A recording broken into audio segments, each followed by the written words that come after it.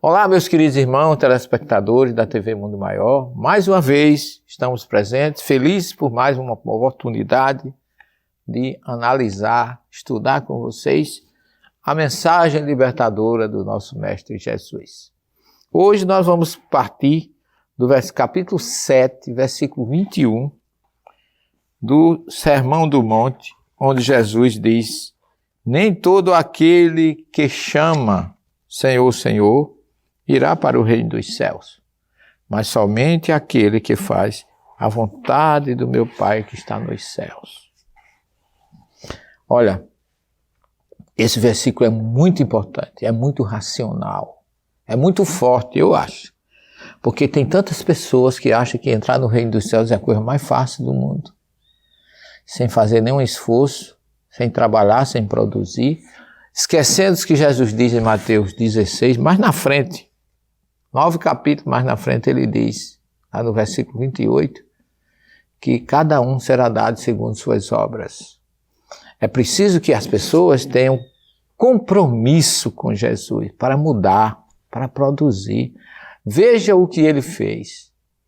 Em 3 anos, ele construiu um império espiritual, dizendo, meu reino não é deste mundo. Fantástico. Nunca será derrubado essa plantação de Jesus no amor, nos exemplos, na forma como ele disse que teve autoridade para dizer amai-vos uns aos outros como eu vos amei, porque ele mostrou como é que se ama, como é que se faz. Então, o profeta Isaías, no seu capítulo 29, versículo 13 e 14, diz assim: Deus disse, visto que este povo se chega junto a mim com palavras e me glorifica com os lábios, mas o seu coração está longe de mim, e a sua reverência para comigo não passa de mandamento humano, de coisa aprendida por rotina. O que me resta é continuar a assustar esse povo com coisas espantosas e assombrosas. A sabedoria dos seus sábios perecerá, e o entendimento dos seus entendidos se desfará. Então, vimos no programa passado falsos profetas, também existem falsos discípulos, também existem falsos líderes, também existem falsos dirigentes, e a gente precisa entender que não é suficiente se dizer religioso para ter direito a entrar no reino dos céus. A profissão e o compromisso de fé com Jesus só tem valor se for ratificado pela verdade dos atos e dos fatos que você realiza. Senão, meu filho, o compromisso com qualquer profissão de fé, não importa qual seja, é falso se não existem as virtudes das obras. A prática das virtudes, dos valores espirituais e das obras. Isso é o que está bem colocado na carta de Tiago, irmão de Jesus. Isso também está colocado em Lucas, capítulo 6, versículo 46. O que é que diz? Por que me chamais de Senhor, Senhor, mas não fazeis o que eu digo? Lucas 6, 46. Lucas, no capítulo 13, versículo 26 e 27, diz assim: se quisermos herdar o reino dos céus, apressemos em fazer a vontade de Deus. E aqui também não é demais relembrarmos o que diz Tiago, irmão de Jesus, em sua epístola, capítulo 2, versículo 14 a 17. Uma epístola muito bela, muito compatível e racional com aquilo que a gente conhece na doutrina espírita. Fora da caridade não há salvação. Diz Tiago: meus irmãos, se alguém disser que tem fé, mas não tem obras, que se aproveitará isso? Acaso a fé poderá salvá-lo? Se um irmão ou uma irmã não tiver o que vestir, lhes faltar o necessário para a subsistência de cada dia, e alguém dentre vós lhe disser: ide em paz, aquecei-vos e saciai-vos, e não lhes der o necessário para a sua manutenção, que proveito haverá nisso? Assim também a fé, se não tiver obra, está morta em seu isolamento. Essa epístola é muito forte, ela quase que não entra no cânon. Os nossos irmãos protestantes não gostam dessa epístola. Eu sei porque eu tenho muitos amigos. O próprio Lutero disse que essa era uma epístola de palha, porque eles querem acreditar na salvação graciosa sem esforço. E aí, Tiago ainda é mais forte. De fato, alguém poderá objetar-lhe: tu tens fé e eu tenho obras. Mostra-me a tua fé sem obras e eu te mostrarei a minha fé pelas minhas obras. Então, está muito claro aqui, não resta a menor dúvida, que outros irmãos defendem, né? Como eu acabei de dizer, as suas correntes, seus princípios, tudo bem. Não estou aqui para criar polêmica, eu estou aqui para trazer racionalidade e reflexões. Cada um vai responder por si. Conheço isso dentro da lei de causa e efeito, porque é o próprio Jesus quem diz: muito será cobrado de quem muito foi dado. E cada um, ele virá cobrar a cada um segundo as suas obras. Então, que teremos para mostrar amanhã a Jesus se não realizarmos alguma coisa em prol daqueles que nos cercam? Tiago dá um exemplo aqui bem claro. Se alguém não tem o que vestir, o que comer, e você diz: vai em paz, aquecei-vos e saciai-vos, você resolveu o problema dele? Jesus vai mais forte. Tiago está repetindo o que está em Mateus 25, 31 a 46. No juízo final, quando o Filho do Homem vier no seu reino, na sua glória, e que vai haver uma seleção. Essa seleção existe. Jesus quem colocou. Não foi Paulo, nem foi Tiago. Foi Jesus. Vai haver o quê? Uma seleção. E essa seleção não é feita pela religião, pela fé, simplesmente. É feita pelas obras. Porque ele diz: vinde benditos de meu Pai, para o reino que está preparado para vós antes da criação dos céus e da terra. Porque eu tive fome, me deste de comer, eu tive sede, me deste de beber, eu estava nu e me vestiste, fui preso e me visitaste. Então é isso que vai contar, meu querido irmão telespectador. Não é a tua religião que vai ser importante, não é a tua raça, teu país, tua situação econômica, de maneira nenhuma. O que vai contar é o que você vai levar daqui do que você fez em prol do outro. Não se engane. Paulo, que é tão citado, diz: de Deus não se zomba. Tudo que o homem plantar, ele também colherá. Paulo era judeu, ele conhecia a lei de causa e efeito. No judaísmo, há uma obrigação, não é pedido não, está incluso na lei judaica, fazer a caridade. E Jesus repete isso no Evangelho, no Sermão do Monte: quando fores fazer a tua caridade, a tua esmola, a tua justiça, porque muitos chamam justiça, tzedakah, que vem de tzedek, que é justiça. Quando você for fazer, faça com a mão direita e que a esquerda não veja. Jesus não pediu para que você fizesse, não. Ele já orientou de como fazer. Ele não está dizendo que você precisa fazer caridade, não. Ele elogiou a viúva lá com seu óbolo, porque ela deu tudo que ela tinha por amor. Paulo diz que entre a fé, a esperança e a caridade, a maior é a caridade.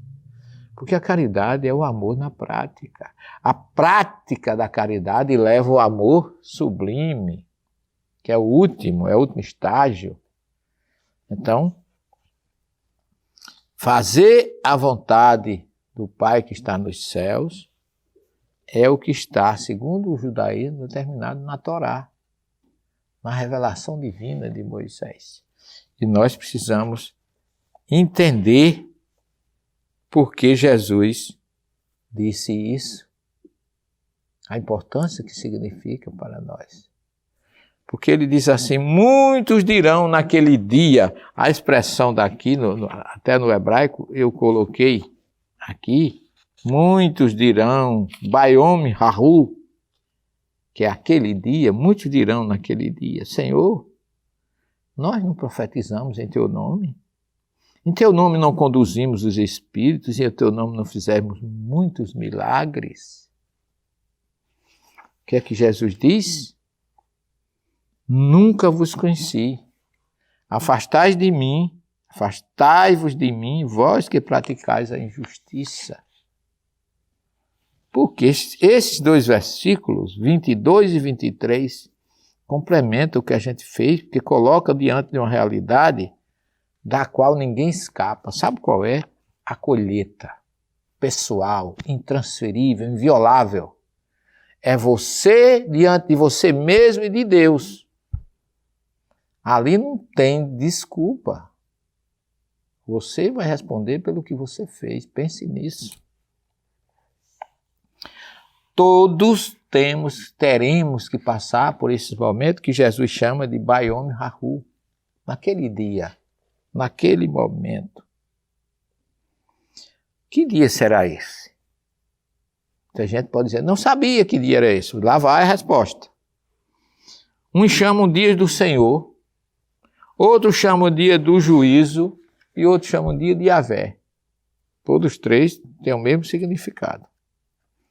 Esse conceito de dia de Yahvé era uma crença comum entre os israelitas. Por quê? O profeta Amós é aquele que traz essa crença comum quando ele diz, ai daqueles que desejam o dia de Yahvé, para que vos servirá o dia de Yahvé. Ele será trevas e não luz. Vai depender do que você fez. O profeta Isaías, no capítulo 2, versículo 11, fala que nesse dia a soberba dos mortais será abatida e o orgulho dos homens será humilhado. É aquilo que eu falei, é você diante de Deus, você com você mesmo e com Deus. Joel, capítulo 4, o grande profeta, fala que o sol e a lua se obscurecem e as estrelas perdem o seu brilho. Zacarias 4:1 fala, eis que vem o dia de Yahvé, quando em teu seio serão repartidos os teus despojos. O conceito aqui apresentado por Jesus parece estar de acordo com o que nos fala Isaías, que diz ser um dia em que a soberba dos mortais será abatida e o orgulho dos homens será humilhado. Então, meus irmãos, não pense que haverá desculpa nem concessão para ninguém. Reflitamos sobre a necessidade de procurar construir um futuro para nós. Ninguém foge à lei de causa e efeito, ninguém foge à justiça. Não adianta. Paulo disse, ainda que eu der meu corpo para ser queimado e não tiver caridade, nada serei. Por quê? Porque muitos fazem algumas coisas para se elevar diante dos outros. Não tem valor nenhum. Você não pode justificar. Depende da forma como você realiza. Qual o seu objetivo? Ser útil simplesmente sem esperar nada em troca? Ou fazer alguma coisa para receber uma compensação muito maior? As negociatas não existem no mundo espiritual. Só aqui. Porque os menos inteligentes acham que são melhores ou têm condições de usurpar, enganar, usufruir da boa vontade, da inocência, da candura, dos corações puros que muitas vezes envolvem esses lobos cobertos e vestidos de cordeiro, como nós vimos no programa passado, e que não haverá uma punição. Ninguém foge a isso. É preciso que haja consciência da necessidade de se fazer o bem, independente de qualquer colheita que a gente possa ter, qualquer interesse secundário.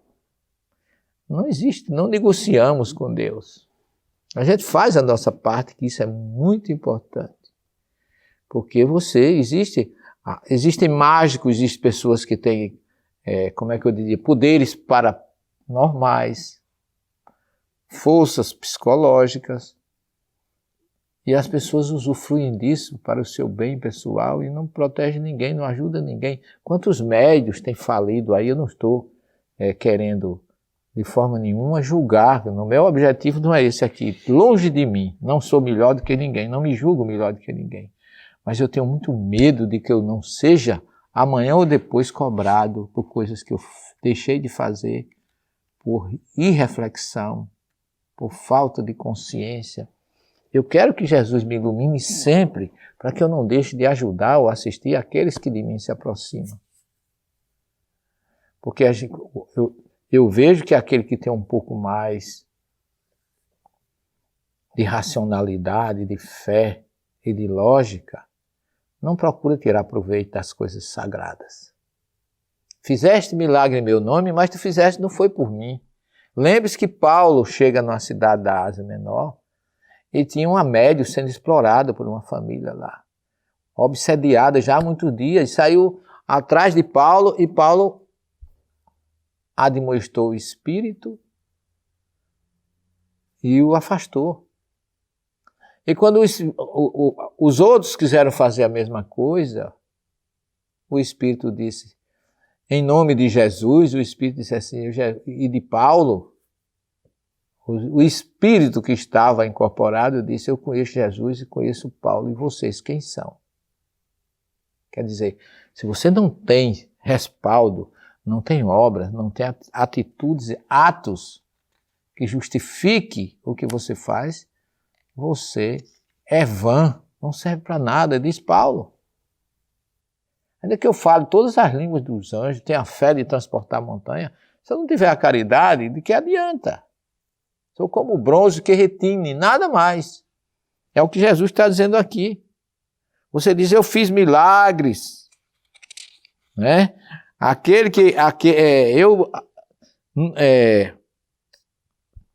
Foi em teu nome que eu profetizei, que eu conduzi espíritos, que eu fiz muitos prodígios, mas eu não te conheço. Você fez isso por outros conceitos, por outros objetivos, não foi de me servir, não foi de ser meu discípulo, meu intermediário, meu representante. Você se aproveitou da ocasião para tirar lucro com isso. Não é que você dê seu corpo para ser queimado, porque havia esse costume. A pessoa fazia isso para receber algo em troca, não era para simplesmente pelo amor a Deus e a Jesus. E aí ele diz assim, todo aquele que ouve essas minhas palavras e as põe em prática é como um homem sábio que construiu sua casa sobre a rocha. Vem a tempestade, as correntes, sopram os ventos, bateram com força contra aquela casa, mas ela não ruiu, porque estava fundada sobre a rocha. Desceu a chuva, correram as torrentes, e aqueles que ouvem as minhas palavras são como aqueles que suportam as adversidades, com racionalidade. Então, diz aqui, quando Jesus concluiu essas palavras, a multidão estava fascinada com o seu ensinamento. Meus irmãos, esse Sermão do Monte é uma obra magnífica, fantástica. que quando ele termina o auge dos seus ensinamentos, que a multidão estava fascinada, ele diz, segundo as palavras de Mateus, ele vai ao essencial, quando ele encontra em si mesmo a fonte de seus ensinamentos, como precisará posteriormente ao dizer que está no caminho que leva à verdade e às vidas. Ensina com autoridade, diz Mateus, não como os escribas, porque eles tinham conhecimento. Era uma classe privilegiada, porque naquela época quem sabia ler e escrever era distinguido. Mas com todo aquele currículo que eles tinham, eles não tinham autoridade, porque não faziam o bem. Jesus diz assim, não fazei, lá em Mateus 23, 1-3, fazei e observai tudo quanto vos disserem, mas não imitei as suas ações, porque eles dizem, mas não fazem. São os falsos profetas, são os falsos médios, são os falsos líderes, são os falsos pais que desviam seus filhos do caminho. E que isso terá um preço forte, porque é uma atitude hipócrita que infelizmente ainda a gente ainda observa hoje no meio de muitos que se intitulam seguidores de Jesus. Eu estou feliz por concluir esse Sermão do Monte, porque é uma obra fantástica. Eu já estive 12 vezes, meus irmãos, às margens do Mar da Galileia. Já estive nesse monte inúmeras vezes, nenhuma foi igual à outra. Cada vez eu tive sensações, visões diferentes, magníficas, indescritível que você sente ali. Às vezes vem um vento que sopra do vale e parece que acaricia seu rosto enquanto aquece o seu coração com as luzes que Jesus deixou ali, com as energias libertadoras que ele deixou ali, com as bênçãos dos seus ensinamentos. Porque, como diz Mateus, ensinava com autoridade. Quando você tem moral e tem autoridade, você realmente é respeitado. Porque liderança não se impõe, se conquista, e se conquista, no caso dos seguidores de Jesus, se conquista com fraternidade, com amparo, com amor, com afabilidade, com doçura, com atitudes compatíveis com como era o grande mestre Jesus. Nós espíritas temos, através da terceira revelação, através das obras, através do Evangelho segundo o Espiritismo, a oportunidade de entender as exegeses que os Espíritos nos trazem acerca do que Jesus deixou como legado para todos nós, que sempre nos sensibiliza, sempre nos deixa felizes, iluminados, tranquilos, nossos corações batem com mais leveza e a gente se sente aquecido pela luz confortável dos esclarecimentos, como se a gente ouvisse surgir, como diz Mateus, dos lábios do Cristo, porque ele diz, ele assentou, abriu a sua boca e nos ensinava, dizendo. E daquela boca magnífica partiam pérolas de ensinamentos inigualáveis e que liberta corações, liberta consciências. E lembremos-nos da grande frase que ele disse, meu reino não é deste mundo, portanto plante aqui, porque quando você chegar lá você leva alguma coisa, mas o que você leva não é material, é espiritual. Você vai levar aquilo que de bom você semeou na vida, no coração e na mente dos outros. Que Jesus possa estar com vocês e abençoar sempre. E até a próxima semana, se Deus quiser, com mais um programa Abrindo a Bíblia na TV. Muita paz a todos.